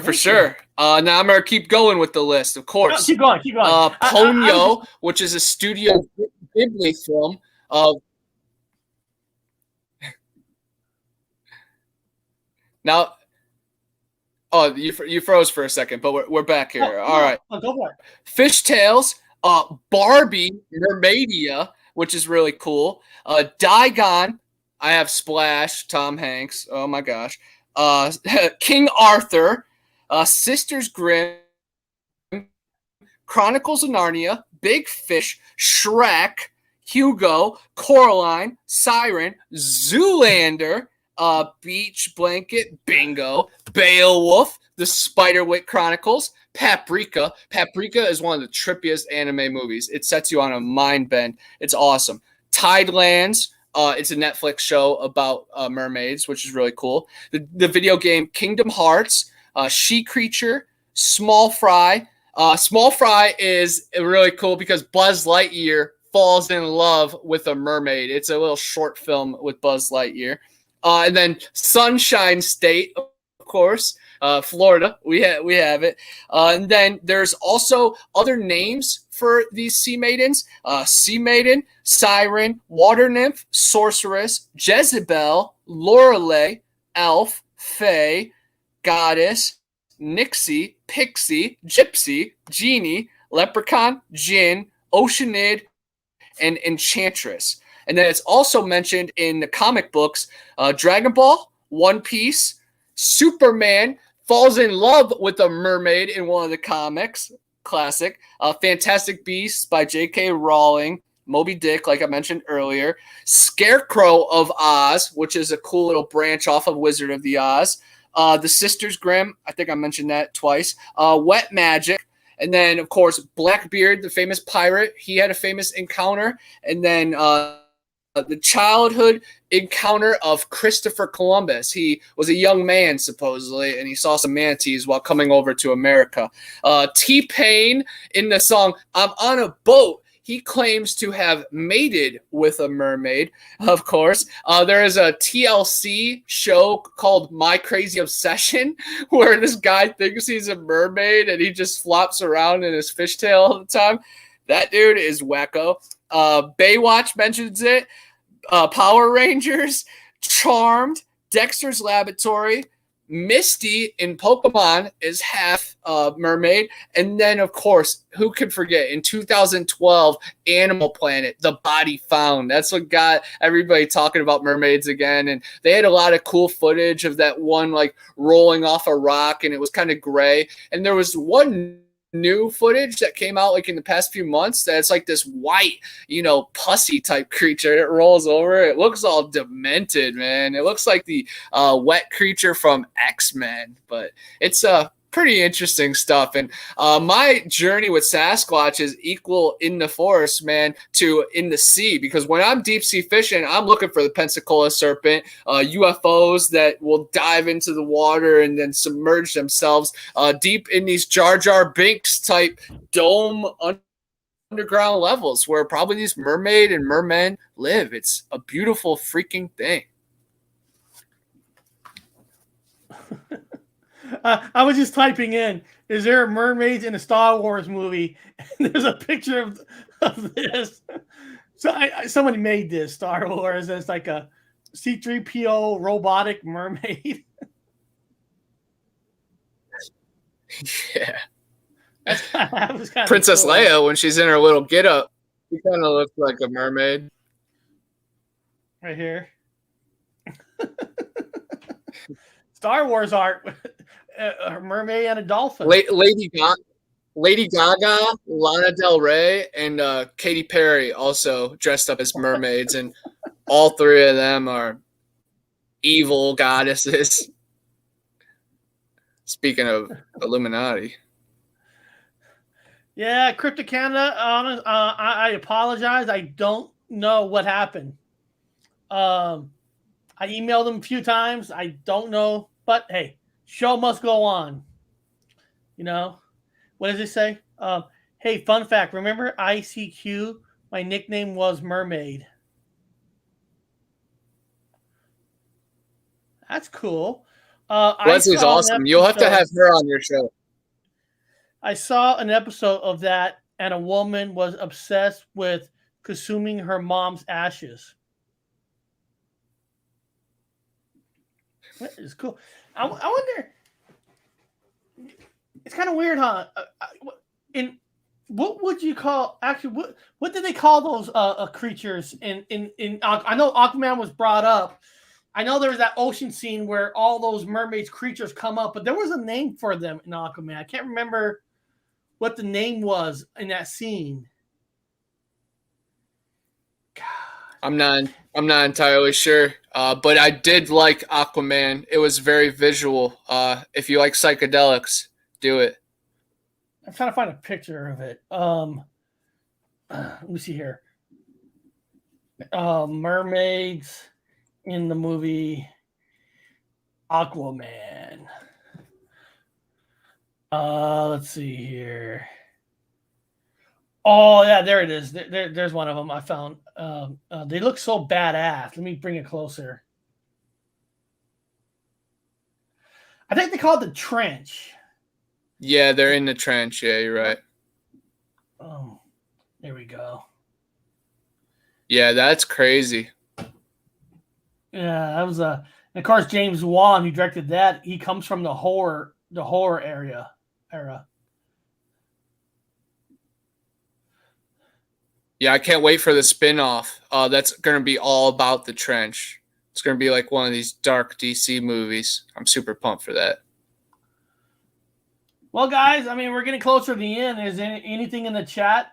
Is there any questions you guys have? Or is there anything you want me to look up on a mermaid? If there's something you want me to look up or something on a mermaid, just let me know. Shoot it out now, right away, before we end the show. Aquaman. In the Legend of Zelda, you find mermaids. So even back in the old Nintendo days, we were being introduced to it. And Echo, the dolphin game, you go against mermaids and weird Nessie type creatures. And like we were talking about the Japanese mermaids, they can range from 30 feet long. So maybe Nessie and Champ and Chessie from Chesapeake Bay might have some kind of link to these mermaids, and even Ogopogo and Altamahaha, all these sea serpents from all over. They might have ties to Atlantis or Eden. It's super magical. I'm actually pulled up Zelda. I was trying to see. There's. Wow. Oh, Nintendo, Atari, anyone? Oh, come on, Sean. You know, back in my day, it was Atari, right? Atari. The big games for Atari when I was a kid was Pitfall, and that's when you jump across blinds and you jump on alligators to get across. And of course, you have the game Tron. The game Tron for Atari was freaking awesome. I think one of the funnest games of Atari days was Commando. You remember Commando was cool. So, well, looks like a lot of people like today's show. I want to thank you guys for that. Love the show. Space Invaders. Great show, guys. Just do whatever you gotta do. Avoid Berserk, guys.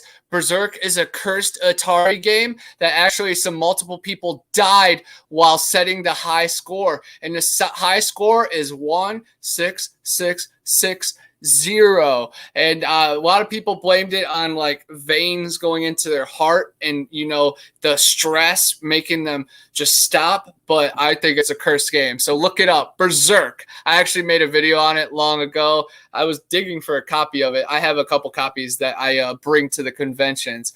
And while I'm on it, I just got news that I'm going to be one of the speakers at the Great Florida Bigfoot Conference in January, the Big Wig one. I'm not going to be one of the main ones, one of the four, of course. Those are just already decided. But they're going to have a roundtable discussion during the middle of the day. And it's me, Stacy Brown, Robert Robinson, David Sidoti, and, of course, RPG from Expedition Bigfoot and Finding Bigfoot. So it's about to be super cool. I can't wait to be arm in arm with Lyle Blackburn and Lauren Coleman and Maria at the VIP dinner. And I'm definitely going to be repping, you know, the Gypsy Road culture and, of course, just this whole community because, you know, it's really cool to see something transform virtually and then turn into real life. And I just want to be an embodiment of all of us working hard and expanding our mind. So, of course, this is a special time right here because it leaks into real life. And there's a lot of virtual warriors out there. Keep doing your thing, positive and negatively. We got to find the balance, the yin and the yang, the sun, the moon. We're all holy. Chocolate Cheese want to know, did you mention The Shape of Water? Yes, I did. Guillermo del Toro. What a beautiful story. Plus, I have the Creature from the Black Lagoon pictures all over the place. Yeah. I think beyond that, guys, I think we talked everything we can about mermaids. I don't think there's anything else we can say about mermaids. And I want to thank Cryptids Canada for, talking about mermaids in the first place to kind of give the idea, hey, let's do a show on mermaids. So basically this show happened because of her. And it's kind of fun doing this one at night. Maybe next Wednesday, do one at night. Seemed like we had a nice crowd. I love doing mornings, but I know a lot of people are at work and stuff, and they watch the show later in the day. But it's kind of nice to see a lot of people in at once. I think it's kind of cool. So guys, and one last thing. Let me just go here. Let me show you guys one last thing. Let me get over here. Where is it? There we go. Let me share this screen here. Share this screen. There we go. Bigfoot Anon channel. Let me put this link here. This is the Bigfoot's channel. And I know most of you guys are already subscribed to his channel, but just in case you're not, Bigfoot Anon's got a lot of great content. I mean, it's finding Architecture glass. I just uploaded 6 hours of content today. Oh wow! Is it up yet, or is it going to be coming out? No, there's a math to it. I can't just release crap. If you want my everyday, come to Instagram, come to TikTok. I'm about to hit 28,000 followers on TikTok because I'm up to date every single day. But I'm the first one to say, guys, if I'm releasing hundreds of pictures and tons of footage, it's a good chance that some percentage is going to come back that it's not authentic. So don't get your panties in a bunch, because we're having discussions with hundreds of thousands of people, and I'm getting submissions by the hundreds, by the dozens, by the day. So anybody that's trying to knock it, guys, wake up with the times. Wake up from the Matrix, Neo. Mr. Anderson. Mr. Anderson. Look how many videos you have. I found it. Look how many videos you have. I know. Six. I have a lot stored up, so I keep uploading and I delete one. I'm just keeping it at that. I'm keeping people woke. You're keeping at 666. That's the magic number. And what did she say? I watch Bigfoot Anon channel so good. That's awesome. I know, huh? 666. Isn't that weird? Thank you. Yeah, check out Connor's TikTok. It's awesome. Yeah, fucking. He does fantastic on TikTok. Hey, and next Wednesday, me and Amber have a show. Next Wednesday about meditation and grounding and channeling and manifesting. It's about to be awesome. Hopefully we're going to be live on YouTube and live on TikTok. Amber has a video that's about to hit 1 million. Reckless. Wow. So you guys, now you said it is going to be on YouTube. It's going to be on your channel or her channel? Whose channel is it going to be on? Oh, it's going to be on hers? That's awesome. Awesome. Yeah. So beyond that, guys, I think we'll just end the show here. And I want to thank you guys for joining. Leave comments, subscribe to our channels. I don't know what happened to Dr. Wu, but I'll probably find out. They probably cut his internet off. And then, the void cat. Yeah, look at this. But this is an early prototype, because now we just got selected as a finalist for the newest film festival. It's a video carnival in Los Angeles, and we're in the top 2. But yes, the void cat.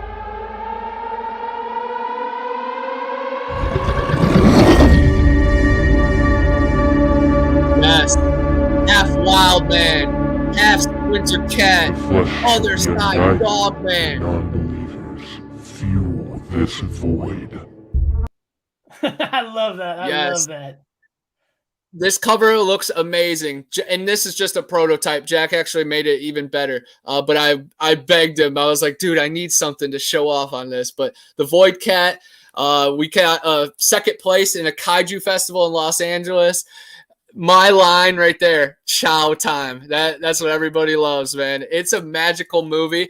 It is in Jack McClellan's universe of the Haven Woods, and he saw a dog man, and he just talked about it on Vic Cundiff's radio show. It's got like 30,000 views. So I'm battling the director. I'm like, dude, we're trying to fight over this cryptid knowledge. Let's just share it. But yeah, man, I'm really excited about the future. Go check out Zillafoot. It's on sale at Walmart, Best Buy, FYE. It's so bad. It's good. But the sequel is about to be awesome because it's specifically directed by Jack, and our three characters are going to be the main narrative. So I'm really excited about that. Really big plans for the future. Of course, Bigfoot Odyssey, 168-hour expedition and documentary. I'm going to be a part of it. And then June, Southwest Florida, Bigfoot conference and town hall with Phyllis Caesar and a bunch of the South Florida people. Really pumped about that. Also going on a couple plane ride trips. So big things planned for 2022. And of course, I've been on a plane before. I'm just saying, we're going out of state. We're going across the country for some of these discoveries. And I've been invited along for something that is groundbreaking on many different platforms. So I'm just super excited to share it with you. And I hope one day you guys are rooting me on and saying, I knew that dude, because I knew you guys as well. That's awesome. Well, guys, I'll talk to everybody later. You guys have a good one, and I'll have a breaking news come out this Saturday. Beyond that, have a good night, everybody.